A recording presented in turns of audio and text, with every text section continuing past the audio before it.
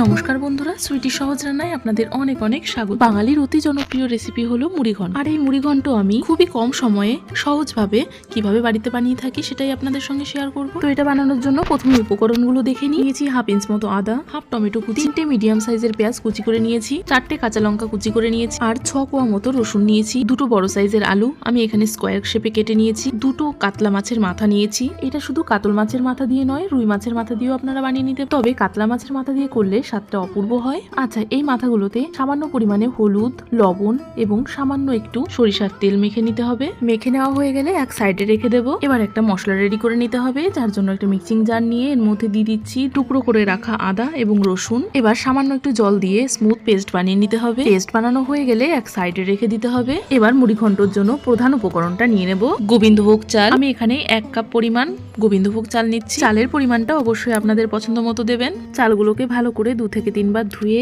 সাইডে রেখে দেব।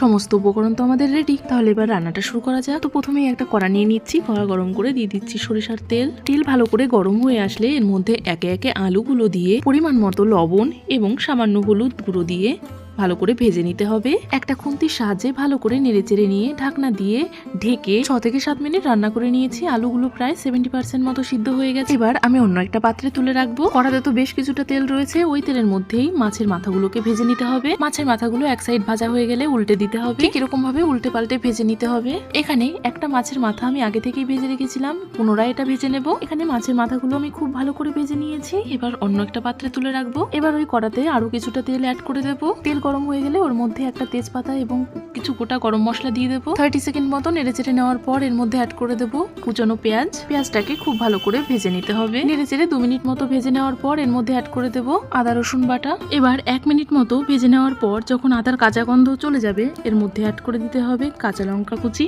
এবং টমেটো। আরো 1 মিনিট কষিয়ে নেওয়ার পর এবার মশলার বাটি ধুয়ে সামান্য একটু জল দিয়ে দেবো। এবার 1 টিস্পুন হলুদ, লবণ, জিরে গুঁড়ো, লঙ্কা গুঁড়ো, কাশ্মীরি রেড চিলি পাউডার, ধনিয়া পাউডার দিয়ে ভালো করে কষিয়ে নিতে হবে। এরপর যখন মশলা থেকে তেল ছাড়তে শুরু করবে তখন এর মধ্যে অ্যাড করে দিতে হবে গোবিন্দভোগ চাল, যেটা আমরা ধুয়ে রেখেছিলাম। চাল দেওয়ার পর মশলার সঙ্গে ভালো করে কষিয়ে নিতে হবে। 5 মিনিট কষিয়ে নেওয়ার পর এর মধ্যে মাছের মাথাগুলো এবং ভেজে রাখা আলু অ্যাড করে দেব।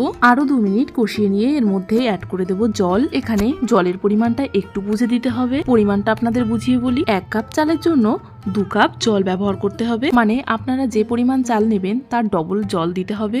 এরপর একবার নেড়েচেড়ে মিশিয়ে নিয়ে এর মধ্যে পরিমাণ মতো লবণ দিয়ে দিতে হবে। এরপর ঢাকা দিয়ে রান্না করে নেব প্রায় 20 থেকে 30 মিনিট। প্রথম 10 মিনিট হাই ফ্লেমে রান্না করতে হবে, বাকি রান্নাটা মিডিয়াম টু লো ফ্লেমেই করতে হবে। যাই হোক, এদিকে দেখুন প্রায় 25 মিনিট পর ঢাকনাটা খুলে নিয়েছি। এবার একটু নেড়েচেড়ে নিতে হবে। এবার চাল কতটা সিদ্ধ হয়েছে সেটা একবার চেক করে নিতে হবে। দেখুন চালটা কত সুন্দর সিদ্ধ হয়ে গেছে আর একদম ঝরঝরাও রয়েছে। রান্নাটা কিন্তু একদম শেষের দিকে। সব শেষে এর মধ্যে অ্যাড করে দিতে হবে হাফ স্পুন ভাজা মশলা এবং 1 স্পুন ঘি। আচ্ছা, এখানে বলে দিই, এখানে দারচিনি, এলাচ, লবঙ্গ, গোলমরিচ, কিছুটা গোটা জিরা এবং কিছুটা গোটা ধনিয়া শুকনো খোলায় ভেজে গুঁড়ো করে নিয়েছি। ঘি এবং মশলা একসঙ্গে দেওয়ার পর ভালো করে নেড়েচেড়ে নিয়ে গ্যাস অফ করে দিয়ে 5 মিনিট ঢাকা দিয়ে রাখলেই রেডি অসাধারণ স্বাদের এই মুড়িঘণ্ট। তো দেখলেন তো কত সহজেই বানানো সম্ভব এই অসাধারণ স্বাদের রেসিপি। সব শেষে বলি, ভিডিওটি যদি ভালো লেগে থাকে তাহলে অবশ্যই লাইক, কমেন্ট, শেয়ার করবেন। আর নতুন বন্ধু হয়ে থাকলে অবশ্যই পাশে থাকার অনুরোধ রইল। ভিডিওটি শেষ পর্যন্ত সাথে থাকার জন্য অনেক অনেক ধন্যবাদ।